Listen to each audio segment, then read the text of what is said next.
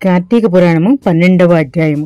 కార్తీక ద్వాదశి మహిమ చెబుతాను విను అని ఇలా మొదలుపెట్టాడు వశిష్ఠుడు.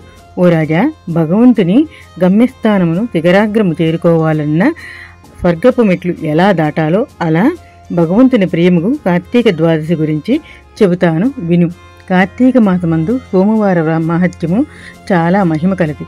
సోమవారం కంటే శని త్రయోదశి 100 రెట్లు ఫలము కలది. త్రయోదశి కంటే కార్తీక పౌర్ణమి 1000 రెట్లు ఫలము గలది. త్రయోదశి కన్నా పౌర్ణమి కన్నా శుద్ధ పాడ్యమి 1,00,000 రెట్లు ఫలితం ఇస్తుంది. ఈ శుద్ధ పాడ్యమి కన్నా శుద్ధ ఏకాదశి 1,00,000 రెట్లు ఫలం ఇస్తుంది. ఈ ఏకాదశి కంటే కార్తీక ద్వాదశి ఉంది చూశావు, వీటన్నింటికంటే అనంత పుణ్యఫలం ఇస్తుంది. అంటే పై చెప్పిన అన్నింటిలో కంటే కార్తీక ద్వాదశి అతి శ్రేష్టమైందన్నమాట.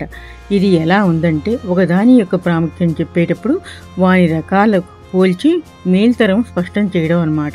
ఈ కార్తీక మాసంలో అజ్ఞానం చేతనైన ఏకాదశి నాడు ఉపవాసం ఉండి మంగళవాద్యములతో పురాణ కాలక్షేపంతో హరినామ సంకీర్తనలతో ఈ ఏకాదశి రాత్రంతా నిద్ర మేల్కొని ఉదయం అనగా ద్వాదశి నాడు స్నాన సంధ్యాదులు గావించి బ్రాహ్మణులతో పారణ చేసే వారికి తప్పక విష్ణు సన్నిధానం లభిస్తుంది. ఈ కార్తీక ద్వాదశి యొక్క ఇంకా మరికొన్ని ఫలాలు చెప్తాను విను. ద్వాదశి నాడు అన్నదానం చేస్తే ఐశ్వర్యం పాల సముద్రంలా ఉంటుంది. బ్రాహ్మణులకు అన్నం పెడితే సూర్యగ్రహణ కాలమందు గంగ ఒడ్డున 1,00,000 బ్రాహ్మణులకు విందు చేసిన పుణ్యం వస్తుంది. 1000 గ్రహణాలు, 10,000 వ్యతిపాతలు, 1,00,000 అమావాస్యలు ద్వాదశి యొక్క 16వ భాగానికి సాటి రావు. ముఖ్యంగా కార్తీక శుద్ధ ద్వాదశి నాడు విష్ణువు యోగనిద్రలో ఉంటాడు కనుక ఆనాడు ఒక్క బ్రాహ్మణునికైనా భోజనం పెడితే దేహం చాలించినప్పుడు అంటే మరణావస్థలో ఆ జీవికై వైకుంఠ ద్వారం తెరిచి ఉంటుంది. పెరుగు కలిపిన అన్నం దానం చేస్తే సర్వధర్మ ఫలాన్ని మించిన ఫలం పొందుతారు. శుద్ధ ద్వాదశి నాడు పాడి ఆవుకు బంగారు కొమ్ములు, వెండి డెక్కలు పొదిగి లేగదూడతో బ్రాహ్మణులకు దానం ఇచ్చే దాతలకు ఆ ఆవుకు ఎన్ని రోమాలు ఉంటాయో అన్ని సంవత్సరాలు స్వర్గ సౌఖ్యం ఉంటుంది. వస్త్రదానం చేస్తే ఆ దాతలు వైకుంఠ సుఖం అనుభవిస్తారు. కార్తీక ద్వాదశి నాడు పున్నమి నాడు కానీ పాడ్యమి నాడు కానీ కంచు పాత్రలో ఆవు నేతితో దీపం పెడితే ఆ జీవులకు 1,000 జన్మలలో చేసిన పాపాలు పోతాయి. ద్వాదశి నాడు మంచి పళ్ళు, దండెము, తాంబూలము యథాశక్తిగా దక్షిణతో దానాలు చేస్తే ఈ లోకంలో అన్ని సుఖాలు అనుభవించి వైకుంఠంలో మహావిష్ణువు సన్నిధానంలో అనంతకాలం సుఖంగా ఉంటారు. బంగారు తులసి ముక్క చేయించి దానితో సాలగ్రామం దానం చేస్తే ఆ జీవులు 4 సముద్రాల నడుమనున్న భూమిని దానమిచ్చినంత ఫలం పొందుతారు. ఓ రాజా, ఈ ద్వాదశి ఫలితాలు విన్నావు కదా. ఇట్టి మహత్తరమైన కార్తీక ద్వాదశి మహిమ చేపే ఒక గాథ నీకు వినిపిస్తాను వినుమని వశిష్ఠుడు ఇలా అన్నాడు. ధర్మవీరుని కథ చెప్తున్నాడు. పవిత్రమైన గోదావరి తీరమునందు దురాచారపరుడైన ఒక వైశ్యుడు అనేక రకాల వ్యాపారాలు చేసి ధనం గడించాడు. కానీ ధనపాపము వాణ్ణి చాలా ముప్పు తిప్పలు పెట్టింది. ధనాశపరుడే కానీ దానధర్మ తత్పరుడు కాడు.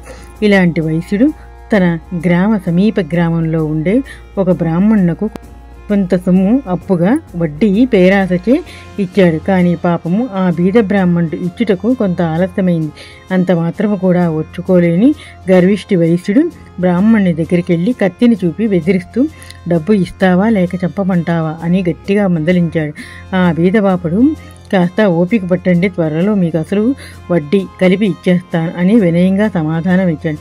కానీ కోపపడిన ఆ కోమటి అతన్ని జుట్టుపట్టుకుని లాగి కింద పడతోసి కాలితో తన్ని చివరకు కత్తితో పొడిచి చంపాడు. ఈ విషయము ఆ గ్రామ పాలకులకు తెలిస్తే తనకు ముప్పు వస్తుందని భయపడి అచ్చటి నుండి భయపడి పరిగెత్తి తన ఇంటికి చేరుకున్నాడు. బ్రాహ్మణ హత్య దోషం ఊరికే పోదు కదా.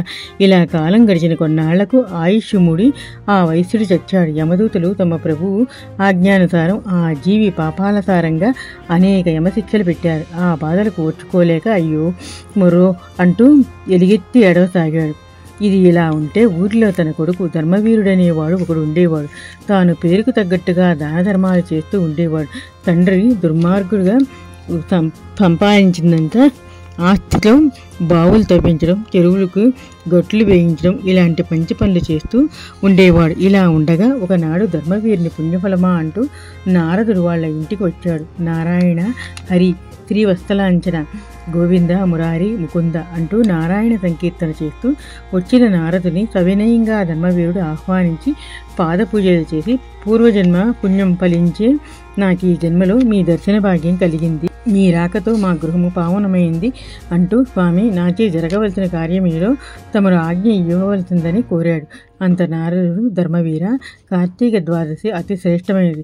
ఆనాడు చేసిన స్నానము, దానము మొదలగు వాని వల్ల అధిక పుణ్యఫలం వస్తుంది.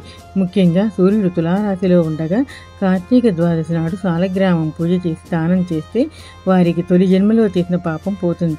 ఇవన్నీ ఎందువల్ల నీకు చెప్తున్నానంటే, పుత్రుడు అనగా పున్నామ నరకం నుండి తప్పించువాడని అర్థం. అనగా తండ్రి చేసిన తప్పిదములు రక్షించుటకు తనయుడు ఒక్కడే సార్థకుడుగా గలడు.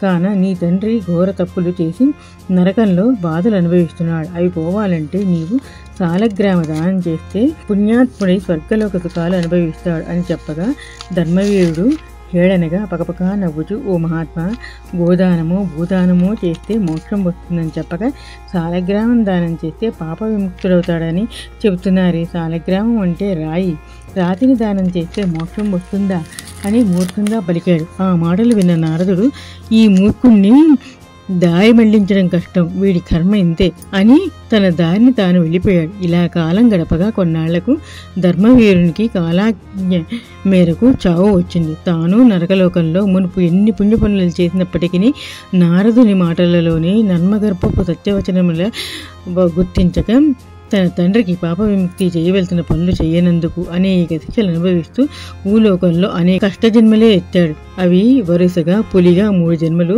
కోతిగా 3 మార్లు, ఎద్దుగా 7 మార్లు, ఆడుదిగా 1 జన్మ ఎత్తి వైధవ్యం అనుభవించాడు. చివరిలో ఒక యాచకునికి కూతురుగా పుట్టి చిన్న వయసులో వివాహమయ్యి మంగళధారణ అయిన మరో గంటకే భర్తను పోగొట్టుకున్నాడు. దీనికి కారణం ఏమని ఆ యాచకుడు ఆలోచించాడు.